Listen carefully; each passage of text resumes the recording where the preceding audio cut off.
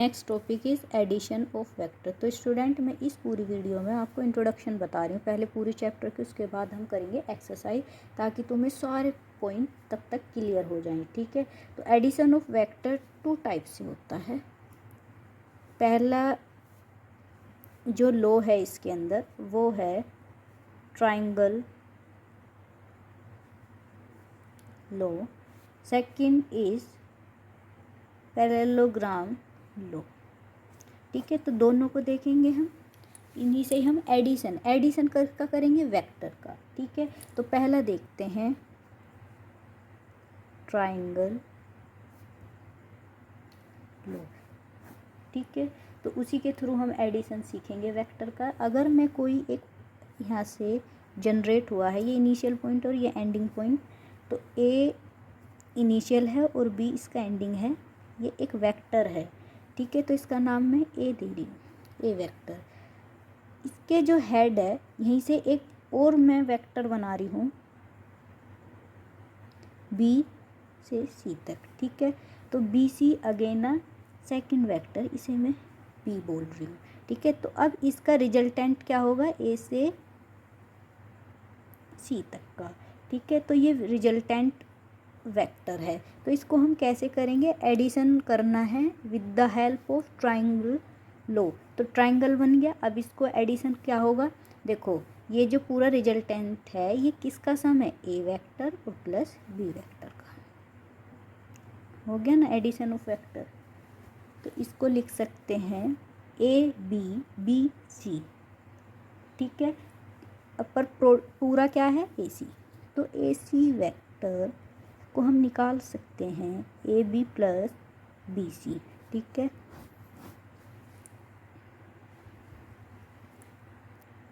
Second edition जो होता है वो होता है पैरेललोग्राम लॉ से। तो इसमें क्या है कि इसके अंदर अगर मैं एक वेक्टर लिया है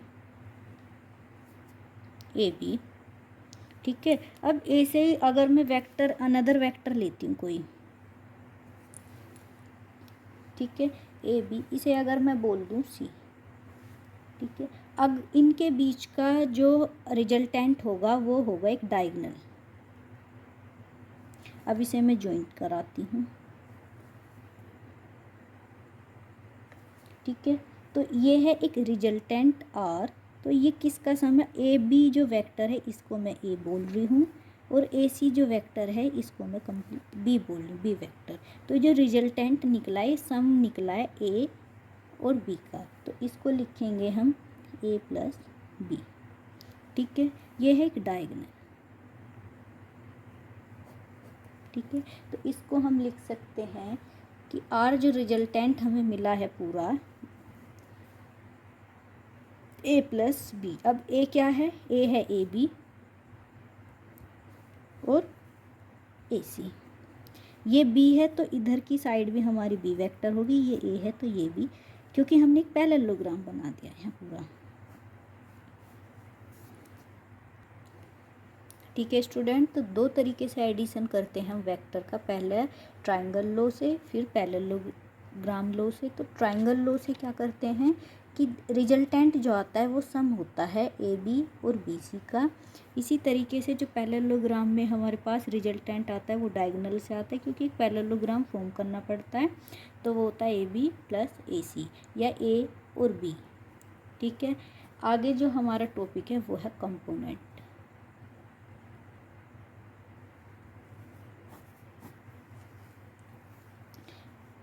अगर मैं कोई भी एक वेक्टर लिखती हूँ जनरल, ये जनरल फॉर्म है एक वेक्टर की, एक्स आई वाई जे जेड के वेक्टर। ठीक है, तो यहाँ क्या है कि दो तरह के हमारे पास कंपोनेंट आते हैं, ये जो एक्स और वाई और जेड हैं इन्हें बोलते हैं स्केलर कंपोनेंट। और ये जो कंप्लीट एक्स आई वाई जी वेक्टर और जेड के वेक्टर, ये होते हैं वेक्टर कंपोनेंट। ठीक है, तो ये हो गए कंपोनेंट। इसी इंट्रोडक्शन में जो हमारा नेक्स्ट टॉपिक है वो है सेक्शन फॉर्मूला। ये तुमने क्लास 10th में भी पढ़ा है, ये 12th में 11th में भी है। सेक्शन फॉर्मूला जैसे कि एक ये लाइन है, इसे ये कट कर रहा है 2 पार्ट में m/n में। तो यहाँ जो हमारे पास O है तो उसके हम क्या निकालते थे, कोऑर्डिनेट निकालते थे। अब ये कोऑर्डिनेट भी 2 टाइप से निकलते थे, एक तो एक्सटर्नली डिवाइड होता था, एक होता था इंटरनली डिवाइड। अब ये दोनों टर्म हमें क्लियर करनी है सेक्शन फॉर्मूले में कि अगर कोई मेरे पास, पहले केस जो है वो लिखिए, if R divides P Q, एक लाइन है वो इंटरनली हमें डिवाइड कर रहा है आर, तो पी क्यू फॉर्म करते हैं, एक लाइन है, ठीक है। तो पी क्यू को डिवाइड कर रहा है कौन, आर, ये रेशो m में और रेशो n में। अगर मैंने कोई पॉइंट लिया है O, ठीक है, तो इसका हम पोजीशन वेक्टर बनाते हैं OP और OQ, ठीक है। ये है A वेक्टर और ये है B वेक्टर। तो अब हमें निकालनी होती थी OR, तो R रिजल्टेंट कैसे निकलेगा, ये OR बोल दो या R बोल दो, तो इसको कैसे निकालते हैं, ये है इंटरनली सेक्शन फॉर्मूला। तो इसको निकालने का है, इसे देखिए, M के साथ जो लेंगे वो लेंगे B vector plus N ratio के साथ लेंगे A vector upon M plus N, इसे बोल OR या R, ठीक है। तो ये हमें क्या मिल गया, अगर R ने डिवाइड किया है इंटरनली अंदर की तरफ, ठीक है, किस लाइन को, PQ को M और N रेशो में, तो हमें क्या मिल गया, OR रिजल्टेंट और R। तो ये है सेक्शन फॉर्मूला इंटरनली का। अब देखते हैं second case, if R divides PQ externally, ठीक है, ये सेकंड केस है। तो इसमें PQ बनाते हैं, पहले एक लाइन, ये है PQ, वेक्टर ज़रूर लगाएंगे उसमें। तो PQ अगर मैं बोल रही हूँ कि R ने हमें क्या करा है, एक्सटर्नली डिवाइड करा है, तो ये आउटर साइड में जाएगा। अब एक पॉइंट है इसका पोजीशन वेक्टर है A, और ले लेते हैं इसका पोजीशन वेक्टर है B, और इसका जो निकालेंगे रिजल्टेंट वो हो जाएगा R, ठीक है। ये 3D में इसी के अंदर, मतलब इसी के ऊपर आएगा, ये हमें अब आउटसाइड दिख रहा है। तो ये जो है रेशो देखते हैं, ये पूरा है M और ये है N, ठीक है। तो इसका फॉर्मूला हमें OR निकालनी है यहाँ सेक्शन फॉर्मूले से। जब एक्सटर्नली डिवाइड किया है R ने, तो इसको लिखेंगे M के साथ जाएगा B, अपोजिट लेते हैं, minus N A vector upon M minus N। तो ये सेकंड सेक्शन फॉर्मूला है जब एक्सटर्नली डिवाइड किया है R ने, ठीक है। अब वेक्टर अलजेब्रा का इंट्रोडक्शन का लास्ट टॉपिक है डॉट प्रोडक्ट और क्रॉस प्रोडक्ट, ठीक है। तो इसके अंदर पहले हम देखेंगे डॉट प्रोडक्ट।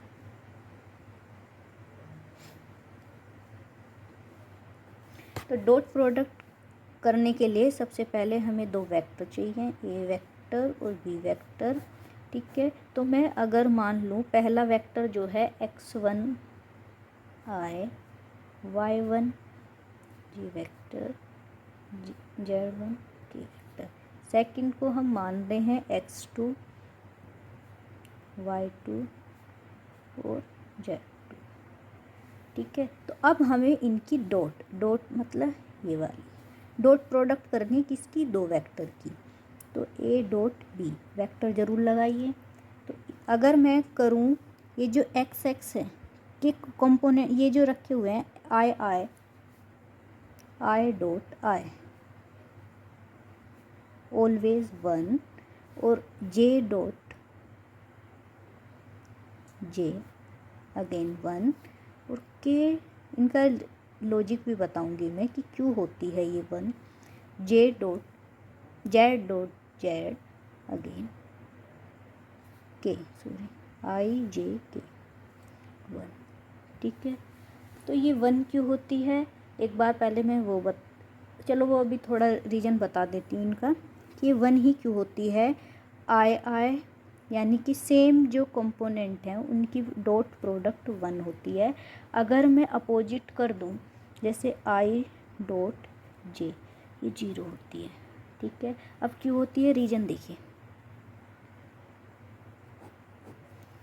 ए डॉट बी होती है मोड ए मोड बी कोस थीटा। ठीक है, ये है इनका फॉर्मूला। अगर मैं यहाँ से देखूँ कि आई 1 है तो क्यों है। ठीक है, तो आई वेक्टर बनाऊँ तो आई अगेन डॉट कर रही हूँ इसकी आई के साथ, तो आई ओवरलैप इसी के ऊपर आएगा, आई इसी के ऊपर ये एक ही बनेगा। ठीक है, तो बिल्कुल सेम बना। तो इनका जो मैग्नीट्यूड है वो 0, यानी कि एंगल बना 0, तो कोस 0। ठीक है, तो कोस 0 मीन्स कोस 0 की वैल्यू होती है 1। तो इसलिए जो सेम है ये आई 1 जे की डॉट 1 के की डॉट 1। ठीक है, तो कोस 0 होने पे क्योंकि ये ओवरलैपिंग कर गया आई वेक्टर, तो इसलिए इनकी वैल्यू 1 होती है। ठीक है, अब ये जो अपोजिट हैं ये 0 क्यों होते हैं, जैसे आई जे या आई डॉट के, ये 0 होते क्यों। अगर मैं देखूँ ये है मेरे पास वेक्टर आई और ये है वेक्टर जे। ठीक है, तो इसका मैं देखूँ तो ए डॉट बी, हम फॉर्मूला जानते हैं ए मोड बी कोस थीटा। अब यहाँ जो एंगल बना है वो 90 का बना है, तो इसकी वैल्यू यहाँ रखिए थीटा में, तो कोस 90 क्या होता है 0। ठीक है, तो 0 इसलिए, तो ये जो अपोजिट के साथ डॉट होती है तो ये हो जाती है 0। ठीक है, ये है इनका रीजन।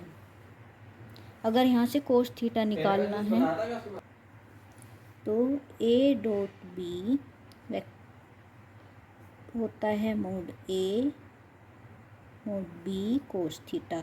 अगर यहाँ से कोस थीटा निकालना है तो तुम यहाँ से लिख सकते हो A dot B upon mod A से, तो तुम निकाल सकते हो आसानी से। ठीक है, और यहाँ जो ये निकलेगा मोड ए मोड बी, इनका सिंपल है। पहले वाला जो ए है उसकी कंपेयर करेंगे यहाँ से। ठीक है, तो x1 y1 z1, क्योंकि पोजीशन वेक्टर की तरह निकाल देंगे, x1 का होल स्क्वायर y1 का होल स्क्वायर और z1 का। और b मोड निकालने के लिए सेकंड से कंपेयर करेंगे, b की वैल्यू जो है वो है x2 का स्क्वायर y2 का स्क्वायर और z2 का स्क्वायर। ठीक है, तो इस तरीके से यहाँ वैल्यू पुट करके हम निकाल सकते हैं कोस थीटा। ठीक है, तो आगे चलते हैं क्रॉस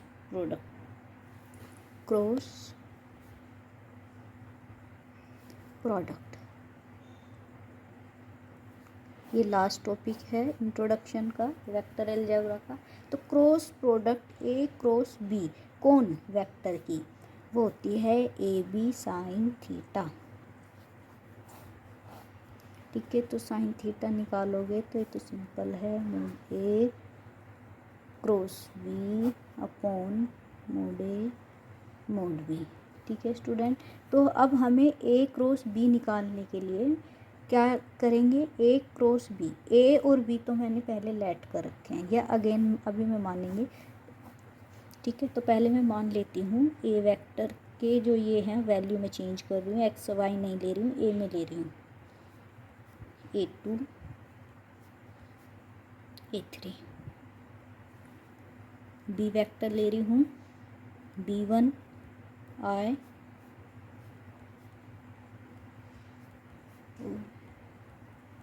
ठीक है। तो अब मेरे पास जो आई जे के कंपोनेंट हैं यहाँ पुट, पहले तो हमारे पास 3 हैं, आई जे के, ये तीनों वेक्टर रखे। अब इनके जो कंपोनेंट हैं उनको पुट करेंगे, पहले ए के फिर बी के। तो ए के कंपोनेंट क्या है, आई का है तो A1, और जे का क्या है A2, और के का क्या है A3। ऐसे ही हम कंपेयर करेंगे बी के से। तो क्रॉस कर रहे हैं ना, पहले इसे हम मैट्रिक्स में लगाएंगे डिटर्मिनेट की तरह। तो B1 B2 B3 ये सब कंपोनेंट है आई जे के। ठीक है, पहले ए वाले के लिख के पूरे ए वेक्टर के, फिर बी वाले के। ठीक है, अब इसके बाद हमें लगानी है क्रॉस प्रोडक्ट। वो कैसे करते हैं, पहले आई ब्रैकेट। तो अब हमें यहाँ जो लिखना है, आई को पहले हम क्या कर लेते हैं, हाइड कर लेते हैं, और यहाँ हमने पहले लिख दिया आई वेक्टर। इसके अब क्या करेंगे, क्रॉस प्रोडक्ट करेंगे A2 A3 minus A3 B2। ये मैंने बताने के लिए एरो लगाए हुए हैं। ठीक है, आगे चलते हैं, माइनस अब जे वाला यहाँ लगाएंगे जे, उसकी क्या करेंगे, क्रॉस प्रोडक्ट। तो जे के जितने भी कंपोनेंट हैं ना हाइड करेंगे। अब क्या क्या बचा है, A1 B3 A3 B1। ठीक है, तो अब रखते हैं, करते हैं A1 B3 minus A3 B1। ठीक है, प्लस अब ये माइनस क्यों आया ये भी मैं बताऊंगी। अब यहाँ करते हैं नेक्स्ट के की। तो के ही कंपोनेंट को हाइड कर लेते हैं, ये जो मैंने वैल्यू यहाँ रख रखी है, क्रॉस प्रोडक्ट लगाते हैं के। ठीक है, यहाँ वेक्टर लगाना बहुत ज़रूरी है। तो के में क्या बचा हुआ है, A1 B2 minus A2 B1। ठीक है, तो इस टाइप से हमने क्या निकाल दी, A क्रॉस B। तो ये हो गई cross product of A cross B की। ठीक है स्टूडेंट, तो ये पूरा इंट्रोडक्शन था, इससे तुम्हें बहुत सारे टॉपिक क्लियर होंगे। इसके बाद हम नेक्स्ट जो वीडियो होगी उसमें हम एक्सरसाइज करेंगे। Thank you student.